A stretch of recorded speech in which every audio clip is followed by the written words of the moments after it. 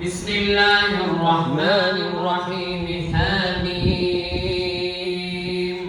تنزيل الكتاب من الله العزيز العليم غافر الذنب وقابل التوب شديد العقاب ذي الطول لا إله إلا هو إليه المصير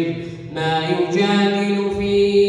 آيات الله إلا كفروا فلا يغررك تقلبهم في البلاد كذبت قبلهم قوم نوح والأحزاب من بعدهم وهمت كل أمة برسولهم ليأخذوه وجادلوا بالباطل ليدحضوا به الحق فأخذتهم فكيف كان